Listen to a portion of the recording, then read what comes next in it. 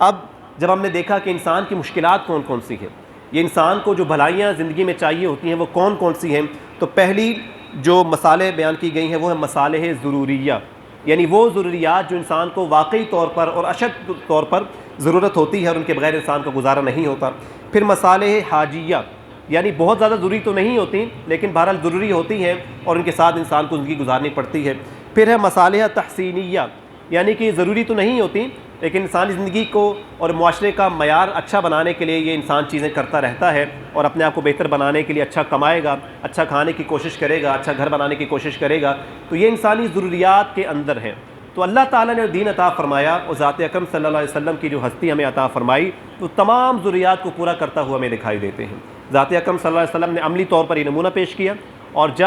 जब अल्लाह ताला ने वही नाजिल फरमाई, तालीमात शुरू हुई और 10 साल के बाद बाकायदा तौर पर जब इस्लामी शरीयत और इस्लामी हुकूमत कायम हुई तो जगह जगह पर ये तमाम मसालेहा हमें हल होती हुई नज़र आती हैं कि इंसान की तमाम ज़रूरियात को पूरा किया जा रहा है। तो इस्लाम जो है वो इंसान की तमाम ज़रूरियात को इस तरीके से पूरा फरमाता है। इसके बाद क्या इंसान जानता है कि उसके लिए भलाई है, ये कौन सी भलाई उसके लिए बेहतर है, ये कौन सी भलाई उसको चाहिए, या क्या इंसान जानता है कि कौन कौन सी चीज़ें बुरी चीज़ें हैं, मुश्किलात हैं, किन से बचना चाहिए। तो उलमा फरमाते हैं कि इंसान जब पैदा ही मखलूक किया गया है, ये खालिक नहीं है, ये तो किसी का बनाया हुआ है,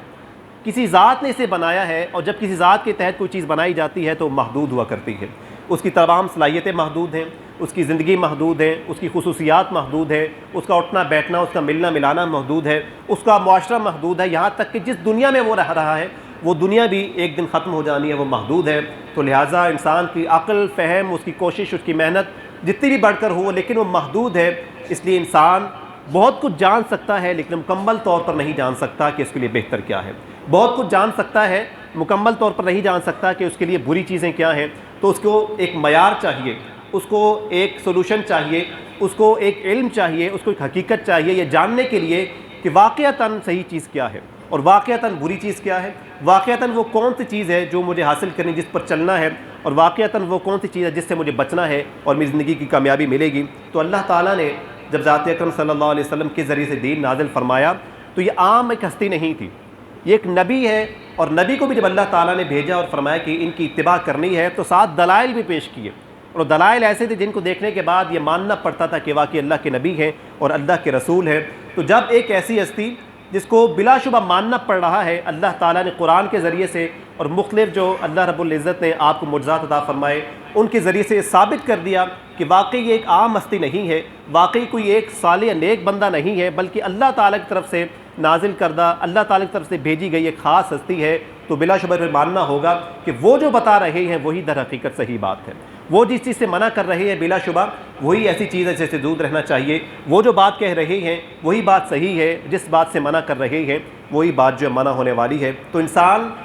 जब ये देखने निकलता है कि क्या चीज़ ठीक है और क्या गलत है तो कोशिश करके बहुत कुछ तो जान सकता है लेकिन हकीकतन और मुकम्मल तौर पर नहीं जान सकता, या उसकी जो जान है या उसने जो पहचाना है, उसने जो हासिल किया उसकी गारंटी नहीं है कि वो ठीक है गलत है। तो उस गारंटी को देखने के लिए, उस मामले को देखने के लिए, जानने के लिए कि हकीकत क्या है और हकीकतन होना क्या चाहिए, तो अल्लाह ताला ने उसके लिए दीन इस्लाम अता फ़रमाया। तो इस्लाम का मकसद यही है कि इंसानों को बताया जाए कि क्या ठीक है और क्या गलत है, क्या करना चाहिए और क्या नहीं करना चाहिए, कौन कौन सी वो चीज़ें हैं जो आप करेंगे तो ज़िंदगी में कामयाबी हासिल करेंगे, आखिरत में कामयाबी हासिल करेंगे। और सबसे बढ़कर ये जो बुनियादी चीज़ है वो ये कि इंसान को दुनिया में भेजा क्यों गया है। जब इंसान पैदा होता है तो तमाम चीज़ें उसको खुद ब खुद मिलना शुरू हो रही हैं, खुराक मिल रही है, मुआशरा माहौल मिल रहा है, लेकिन अक़ल जब आना शुरू हो जाती है, अक़ल थामने के बाद पहला सवाल हकीकतन यही होता है कि मैं दुनिया में भेजा गया हूँ, मैं खिलाया जा रहा हूँ, मैं पहनाया जा रहा हूँ, मैं पढ़ाया जा रहा हूँ, आखिर मकसद क्या है, मुझे दुनिया में भेजा क्यों गया है। मैं ख़ुद तो आया नहीं हूँ,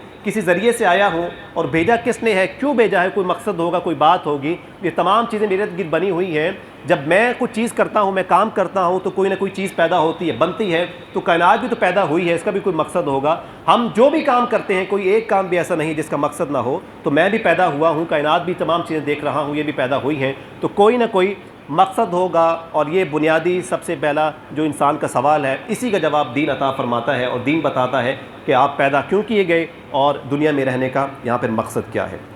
इसके बाद